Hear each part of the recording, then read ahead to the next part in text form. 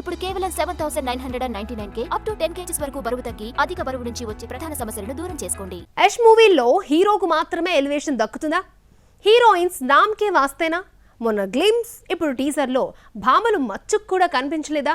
టాక్సిక్లో రాఖీబాయ్ మస్తు shades చూపించబోతున్నాడా? Reshoots వల్ల budget తడిసి మోపుడైందా? కేజీఎఫ్ సిరీస్ తో శాండిల్వుడ్ నే కాదు, బాలీవుడ్, టాలీవుడ్ బాక్సాఫీస్ ని కూడా శాసించిన యష్ 4 years గ్యాప్ తీసుకుని టాక్సిక్ తో వస్తున్నాడు. కేజీఎఫ్ 2తో 1000 కోట్లు హీరోగా ఫేమ్ తెచ్చుకుని నెక్స్ట్ సినిమాకి హాలీవుడ్ మార్క్ పై కన్నేశాడు రాఖీబాయ్. టాక్సిక్ ను పాన్ ఇండియా భాషలతో పాటు ఇంగ్లీష్లో తెరకెక్కించి ధురంధర్ 2కి పోటీగా మార్చి 19న ప్రేక్షకుల ముందుకు తీసుకొస్తున్నాడు. టాక్సిక్ లో యష్ రాయా అండ్ రుమీగా డ్యూయల్ రోల్ పోషిస్తున్నాడు. 3 shades ఆఫ్ పర్ఫార్మెన్స్ చూపించబోతున్నాడు. కేజీఎఫ్ కన్నా వైలెంట్ యాంగిల్ ఇందులో కనిపించబోతోంది.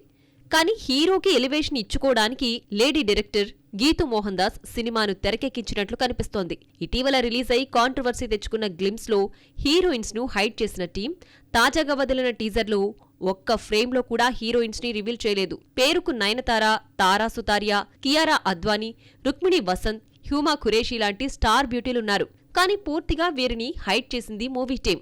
కేజీఎఫ్ లో కూడా శ్రీనిధి శెట్టి కొన్ని సీన్స్ పాటలకే పరిమితమైంది. మరి ఈ భామలు సినిమాలో ఎంతవరకు కనిపిస్తారో మూవీ రిలీజ్ అయితే గానీ తెలీదు.